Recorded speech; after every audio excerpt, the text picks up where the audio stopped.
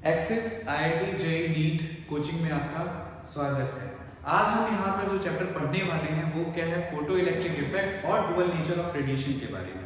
ठीक है, तो आइए हम इसकी शुरुआत करते हैं। तो हम यहाँ पर जो चैप्टर पढ़ रहे हैं वो क्या है, फोटो इलेक्ट्रिक इफेक्ट और डुअल नेचर ऑफ रेडिएशन।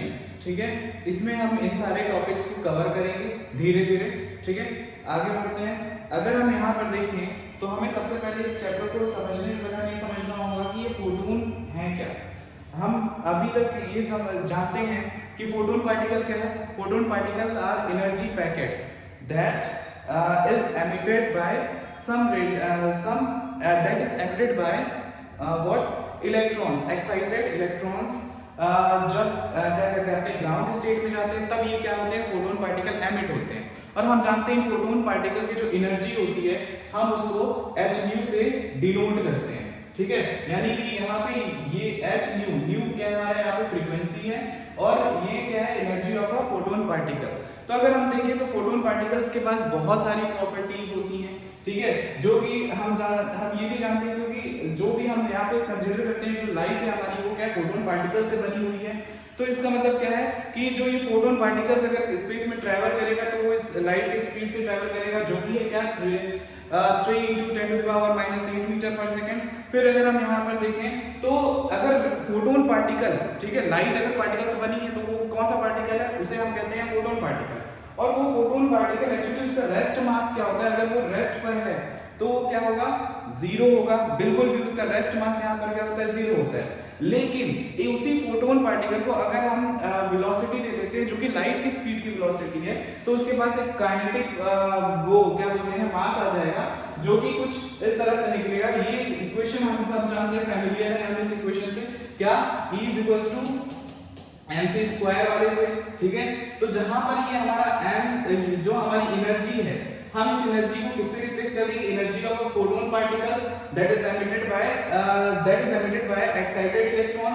ठीक है, तो ये एनर्जी को अगर हम यहां से रिप्लेस कर देते हैं hν से, तो हमारे पास एक तरीके से क्या आ जाता है हमारे पास यहाँ पे कि इसका ये क्या है, काइनेटिक मास है। यानी कि अगर फोटोन, कोई भी फोटोन पार्टिकल्स है, फोटोन पार्टिकल है, अगर वो मोशन में है तो उसके पास हम जानते हैं कि कुछ ना कुछ उसके पास मास आएगा। ठीक है, तभी वो पार्टिकल कहलाएगा। बिना मास के कोई भी पार्टिकल मतलब रहता ही नहीं है। ठीक है, अगर हम बात करें फिर अगर ये इसके पास मास है तो इट मींस इसके पास क्या होगा, मोमेंटम भी होगा। और वो मोमेंटम हम कैसे कैलकुलेट कर सकते हैं, E/c से।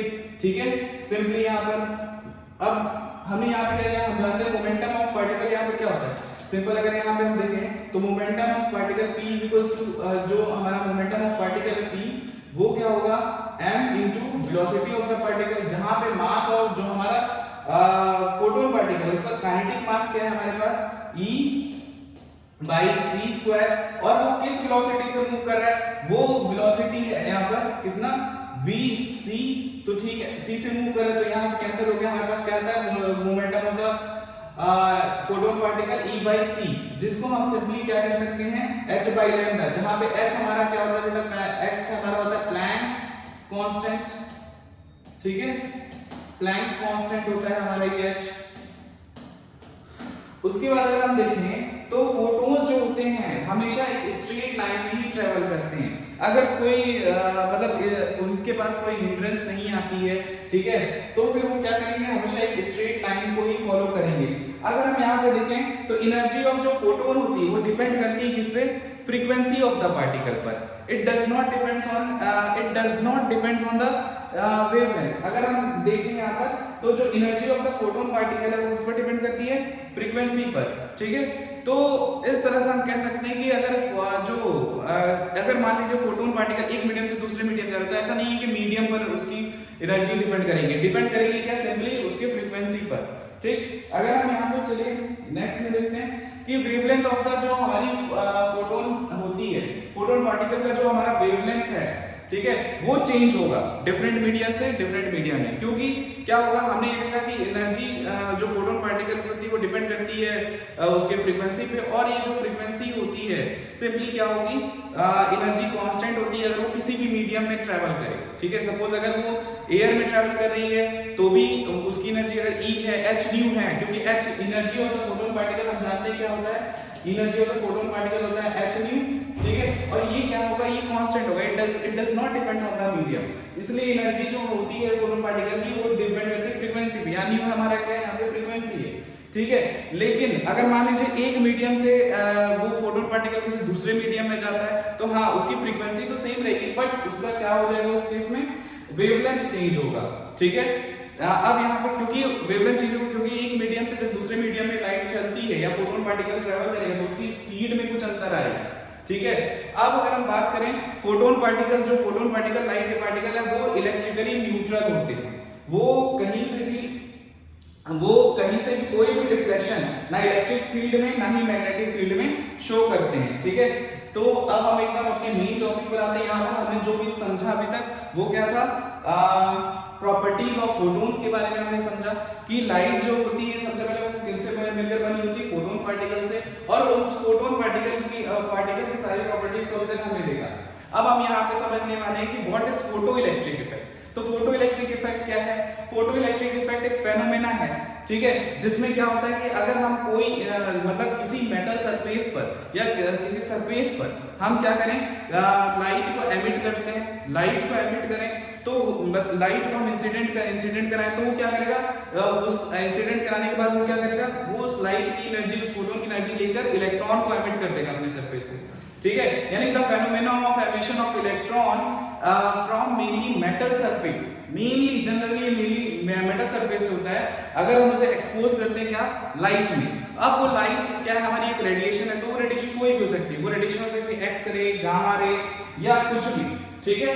तो इस तरह से हम क्या कर सकते हैं, कोई अगर मेटल सरफेस में सपोज हमने क्या किया, कोई रेडिएशन डाला, तो हम देखते हैं कि वहां पे हमने ऑब्जर्व किया कि वहां से वो इलेक्ट्रॉन एमिट होंगे, और इन्हीं इलेक्ट्रॉन जो एमिट हुए हैं, ठीक है, रेडिएशन की वजह से उन्हीं को हम क्या कहते हैं, फोटो इलेक्ट्रॉन कहते हैं, ठीक। फिर आगे बढ़ते हैं, तो ये रहा एक मतलब यहाँ पे एक एक्सपेरिमेंट सेटअप हम यहाँ पे देख सकते हैं, ठीक है, जिसमें हमने क्या लिया है, एक ट्यूब ले रखी है, ट्यूब पर हमने एक तरफ कैथोड और एक तरफ एनोड लगा रखा है, और उसे हमने सिंपली किससे कनेक्ट कर दिया, बैटरी से, ठीक। अब हमने क्या किया, इस पूरे ट्यूब को हमने क्या कर दिया, इस पूरी ट्यूब से हमने लगभग इसमें से जो एयर थी हमने उसे बाहर निकाल लिया, मतलब यानी कि हमने एक वैक्यूम ट्यूब ले रखा है, ठीक, वैक्यूम ट्यूब ले रखा है। अब हम क्या कर रहे हैं कि हमने यहाँ पे कुछ वोल्टेज अप्लाई किया और देखा कि ठीक है, कोई भी एमीटर में डिफ्लेक्शन यहाँ पर नहीं शो हो रहा है, ठीक। लेकिन हमने ये एक्सपेरिमेंट किया गया कि जब हमने देखा कि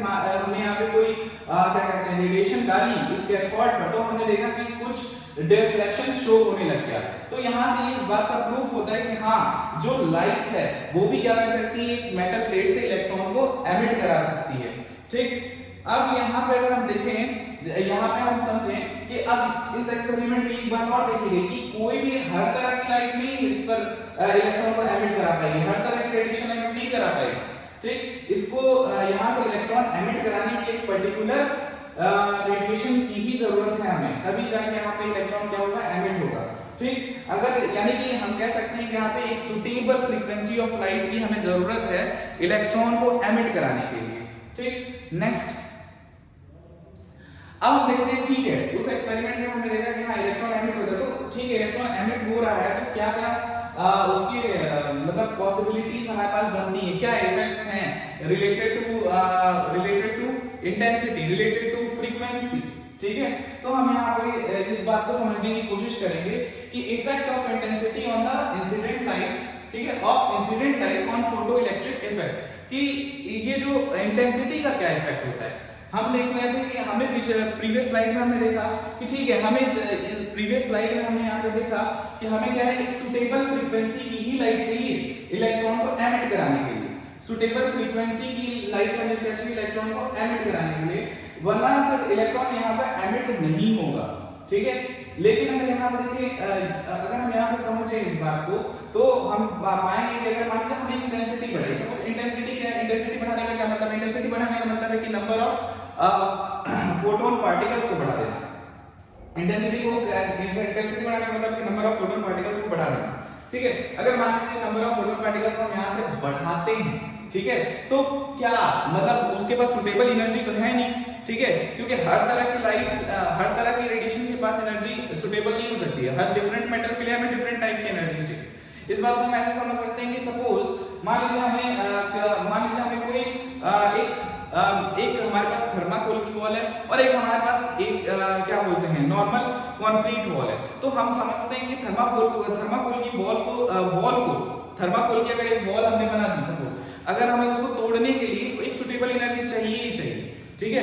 लेकिन वहीं पे अगर हमारे पास क्या है कंक्रीट की वॉल है, जो इतनी एनर्जी हमने थर्माकोल की वॉल को तोड़ने में लगाई थी उससे ज्यादा ही हमें चाहिए, क्योंकि ऑब्वियस है पता है हर एक चीज को किसी को भी ब्रेक डाउन करने के लिए हमें मिनिमम एनर्जी की रिक्वायरमेंट है, और वो जो मिनिमम एनर्जी है वही उसी एनर्जी वो हमें कैसे मिलेगी कि मिनिमम थ्रेशोल्ड फ्रीक्वेंसी की ही रेडिएशन हमें एमिट करानी पड़ेगी, ठीक है। अगर मान लीजिए हमने क्या किया कि कोई ऐसी रेडिएशन ली, ठीक है, जिसकी फ्रीक्वेंसी कम है पर हम उसकी इंटेंसिटी बढ़ा दें। इंटेंसिटी बढ़ाने का क्या मतलब है कि ठीक है हमने एक बल्ब जलाया, ठीक, हमने दूसरा फिर लेकर आ गए, तीसरा 4 5 6 बल्ब लेकर आ गए, लेकिन लाइट निकल कौन सी रही है, रेड लाइट, ठीक है। जबकि हमारे मेटल को मान लीजिए निकालने के लिए हमें ब्लू लाइट चाहिए, ठीक है, कि मेटल से इलेक्ट्रॉन को निकालने के लिए एमिट कराने के लिए हमें ब्लू लाइट चाहिए। तो वो रेड लाइट की आप कितना भी ज्यादा रेड लाइट लेकर चले आइए, कितनी भी ज्यादा उसकी इंटेंसिटी बढ़ा दीजिए, कितने भी ज्यादा नंबर ऑफ बल्ब बढ़ा दीजिए, लेकिन आप मेटल सरफेस से इलेक्ट्रॉन को इजेक्ट नहीं करा पाएंगे।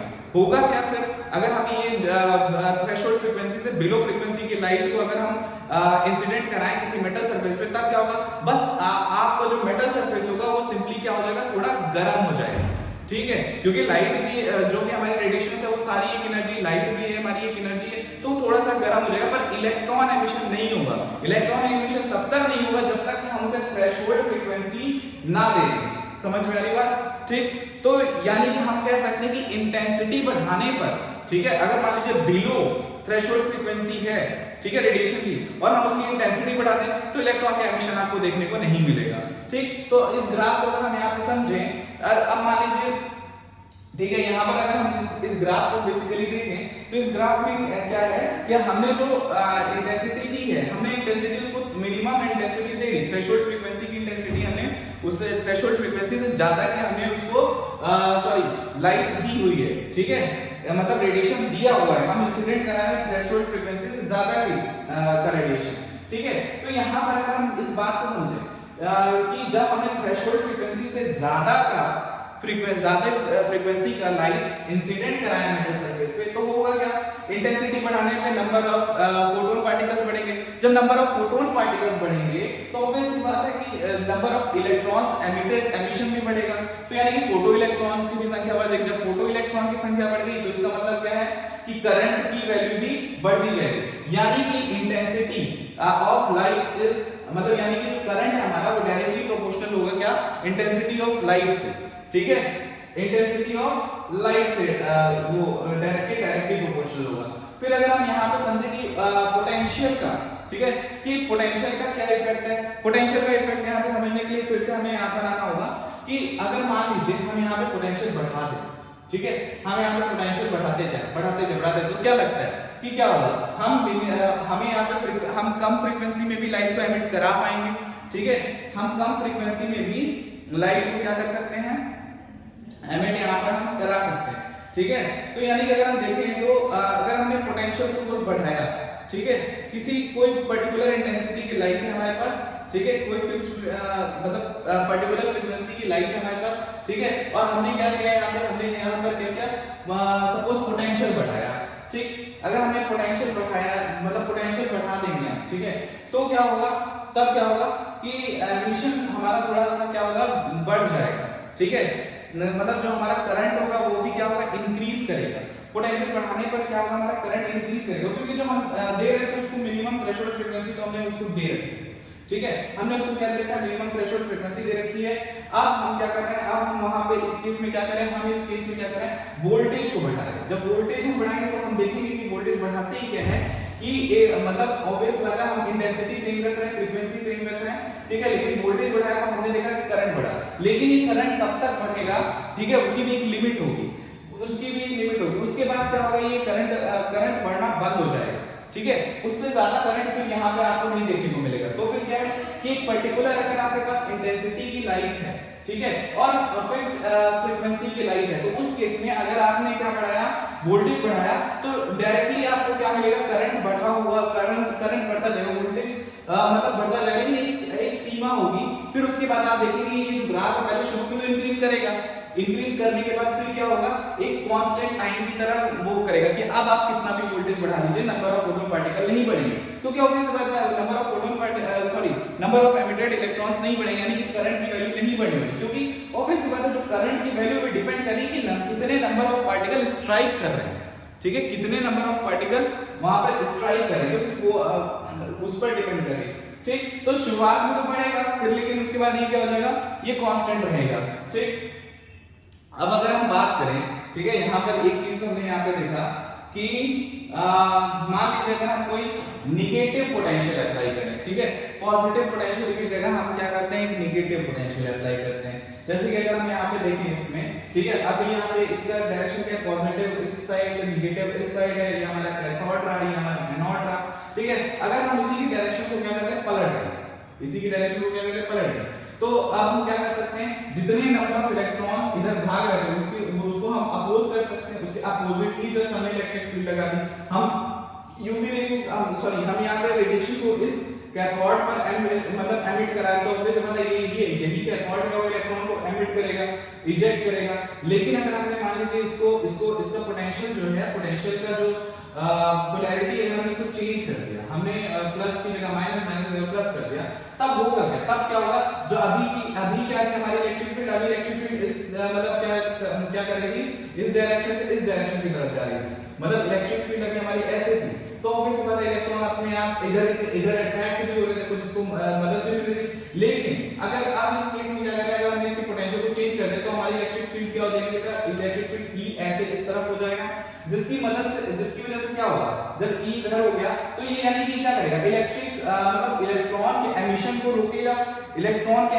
रोकेगा, ठीक है। तो वो मिनिमम पोटेंशियल, जिस मिनिमम पोटेंशियल पर हम इस दिए गए गिवन फ्रीक्वेंसी और इंटेंसिटी की लाइट से निकलने वाले एमिटेड इलेक्ट्रॉन को, फोटो इलेक्ट्रॉन को रोक देंगे तो क्या होगा, करंट हमारे से रोक सके, उस मिनिमम पोटेंशियल को ही हम क्या बोलते हैं,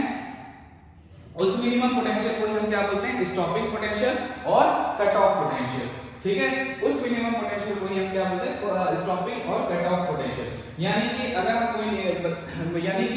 मतलब वो पोटेंशियल जो भी हमें रिक्वायर हो, मतलब the minimum potential that is required, ठीक है, required to avoid the emission of photo electrons, ठीक है, तो उसको हम क्या बोलेंगे, उसको सिंपली हम बोलेंगे स्टॉपिंग पोटेंशियल। नाउ अब हम यहाँ पे समझते हैं कि फ्रीक्वेंसी का क्या इफेक्ट होगा उसमें, ठीक है, कि फ्रीक्वेंसी जब हम बढ़ाएंगे तो क्या नंबर ऑफ फोटो इलेक्ट्रॉन्स बढ़ेंगे या नहीं बढ़ेंगे। तो हमने पाया कि फ्रीक्वेंसी के बढ़ाने पे नंबर ऑफ फोटोन पार्टिकल पर कोई असर नहीं था। हाँ, ये जरूरी है कि जो फ्रीक्वेंसी के बढ़ाने पर क्या होगा, जो आपको मिलने वाला वोल्टेज होगा वो बढ़ जाएगा, यानी कि आप ये बात भी कह सकते हो कि जो आपका स्टॉपिंग पोटेंशियल है आपको उसे इंक्रीज करना पड़ेगा, मतलब ज्यादा मोर स्टॉपिंग पोटेंशियल आपको यहाँ पे लगाना पड़ेगा, ठीक है, क्योंकि जैसे ही आपने क्या किया यहाँ पे फ्रीक्वेंसी को बढ़ाया, तो ऑब्वियस सी बात है एनर्जी बढ़ेगी, ठीक है, फोटोन पार्टिकल की एनर्जी बढ़ेगी। अब वो मोर एनर्जी से जाके क्या करेगा, स्ट्राइक करेगा, मोर एनर्जी से स्ट्राइक करेगा तो इलेक्ट्रॉन निकलेगा, ठीक है, उसकी मोर काइनेटिक वेलोसिटी होगी। अब उस ज्यादा काइनेटिक वेलोसिटी को रोकने के लिए हमें ज्यादा निगेटिव पोटेंशियल अप्लाई करना पड़ेगा ताकि करंट फ्लो ना कर पाए। तो ऑब्वियस सी बात है अगर हमने फ्रीक्वेंसी बढ़ाई, ठीक है, और मतलब प्रीवियस से फ्रीक्वेंसी बढ़ाई, तो हम देख रहे हैं कि इस ग्राफ में क्या है, निगेटिव पोटेंशियल हमें ज्यादा देना पड़ेगा उस करंट को स्टॉप करने के लिए, ठीक। अब यहाँ पे अगर हम देखें यही इफेक्ट ऑफ फ्रीक्वेंसी और इंसिडेंट, ये भी मैंने आपको यहाँ पे समझा दिया।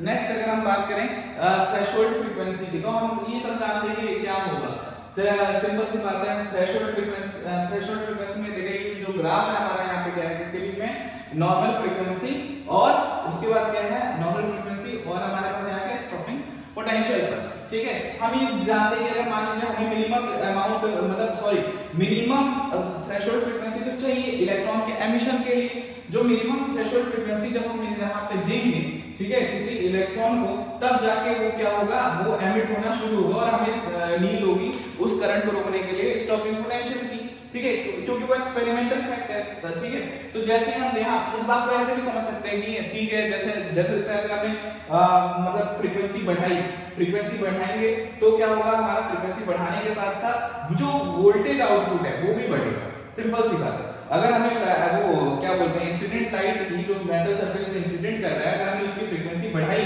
तो क्या होगा, जो इलेक्ट्रॉन्स निकल रहे हैं उनकी काइनेटिक एनर्जी ज्यादा होगी, जिसकी वजह से क्या होगा, जो हमें मिलने वाला पोटेंशियल है वो ज्यादा होगा। इसको ऐसे भी समझ सकते हैं, जब मिलने वाला पोटेंशियल ज्यादा है तो उसको रोकने के लिए भी पोटेंशियल ज्यादा होगा, ठीक। फिर उसके बाद अगर हम यहाँ पे समझें कि अगर हमें थ्रेशोल्ड फ्रीक्वेंसी से ज्यादा की फ्रीक्वेंसी दी, क्या क्या है यहाँ पे हमने थ्रेशोल्ड फ्रीक्वेंसी से हमने इसको ज्यादा की फ्रीक्वेंसी दी, तो क्या होगा, ये जो स्टॉपिंग पोटेंशियल है वो भी इंक्रीज करेगा। क्लियर है, यहाँ पे इस बात को समझ सकते हैं, ठीक। उसके बाद अगर हम यहाँ पे देखें, कुछ हमारे पास लॉज है जो कि जो कि बहुत इंपॉर्टेंट है, फोटो इलेक्ट्रॉन एमिशन के लॉज यहाँ पे, ठीक है। तो अगर हम देखें कि किसी दिए गए सब्सटेंस पे, for a given substance there is a minimum value of frequency of incident light called threshold frequency, ठीक है। हम उसे क्या कहते हैं, थ्रेशोल्ड फ्रीक्वेंसी कहते हैं, मतलब यानी कि किसी सब्सटेंस से अगर हमें इलेक्ट्रॉन को एमिट कराना है। देखिए एक बात और समझने की कोशिश करिए कि सिर्फ मेटल ही नहीं इसमें पार्टिसिपेट करते, नॉन मेटल से भी हम इलेक्ट्रॉन को एमिट करा सकते हैं, लेकिन बस शर्त इतनी ही है कि हमारे पास क्या हो, जो फ्रीक्वेंसी है वो थ्रेशोल्ड फ्रीक्वेंसी होनी चाहिए, क्योंकि हर सब्सटेंस के लिए अपनी एक अलग थ्रेशोल्ड फ्रीक्वेंसी होगी, हर सब्सटेंस अपनी एक अलग रेडिएशन से ही इलेक्ट्रॉन को एमिट कर पाएगा, ठीक है, कि उसको एक पर्टिकुलर रेडिएशन चाहिए तभी वो इलेक्ट्रॉन को एमिट कर सकता है, और वही जो पर्टिकुलर रेडिएशन जो रिक्वायर है, ठीक है, किसी मटेरियल को इलेक्ट्रॉन के एमिशन के लिए, उसी को हम क्या बोलते हैं, थ्रेशोल्ड फ्रीक्वेंसी बोलते हैं। तो हम यहाँ पे कह सकते हैं कि जो मिनिमम एनर्जी है, जो रिक्वायर मतलब minimum threshold frequency that is required to emit an electron is known as threshold frequency, ठीक है।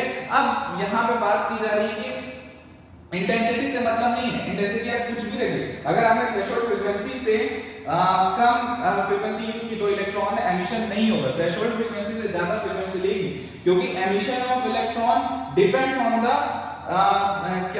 फ्रीक्वेंसी ऑफ द रेडिएशन, ठीक है, and it does not depends on the intensity of the radiation. लेकिन हाँ, number of electron that is emitted, ठीक है, the number of photo electrons depends on the intensity of radiation.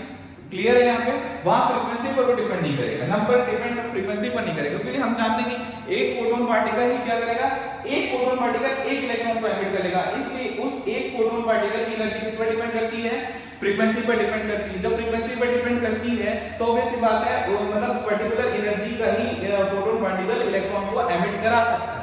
Clear यहाँ पे अब यहाँ पे अगर हम सेकंड देखें, इसलिए पूछ लो कि the number of photo electrons emitted per second, the number of photo electron emitted per second, ठीक है, मतलब इसका सिंपल सा क्या मतलब करंट की बात कर रहा है, is directly proportional to the intensity of the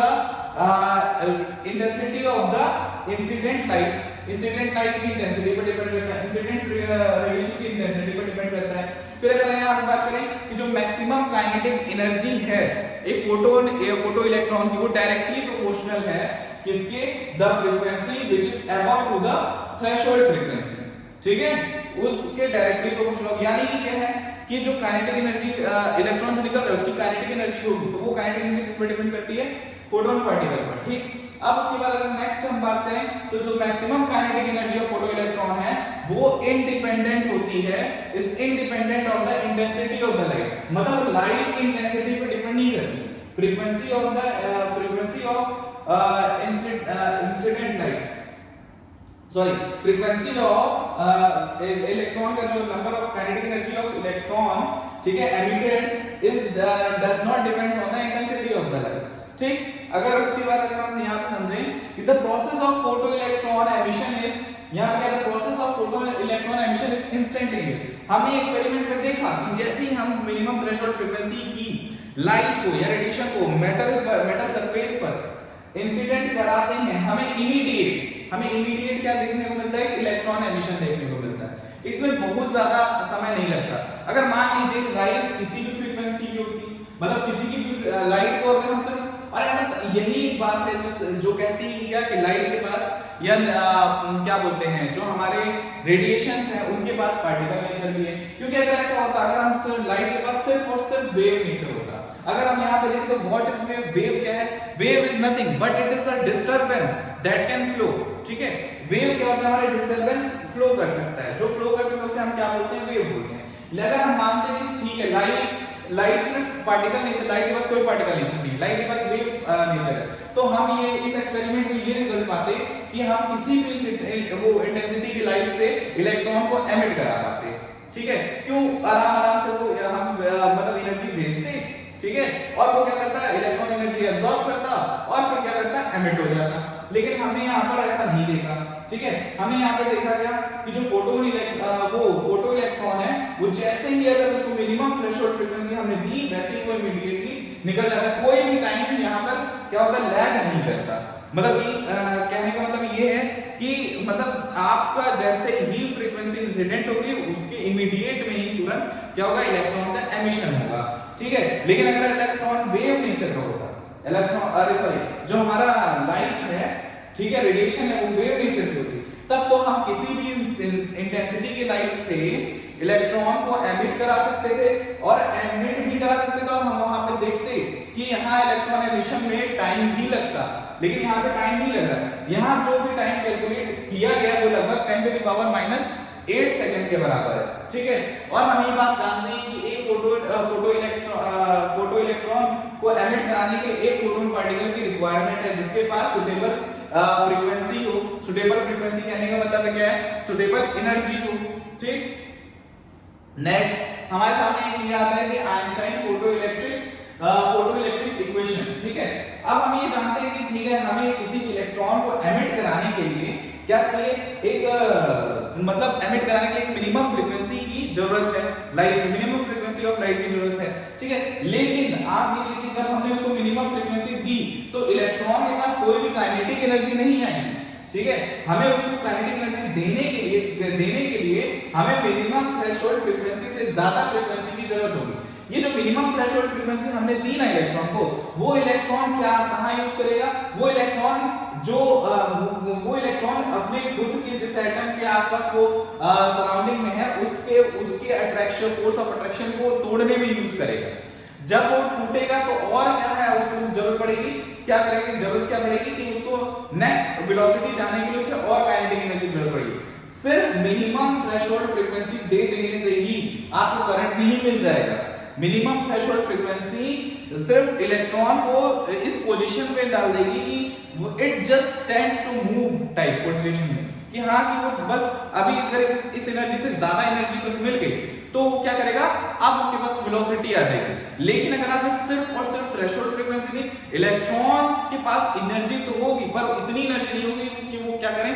move कर पाए। वो बस जस्ट मूव करने की ही कगार पर होंगे लेकिन मूव नहीं कर पाएंगे।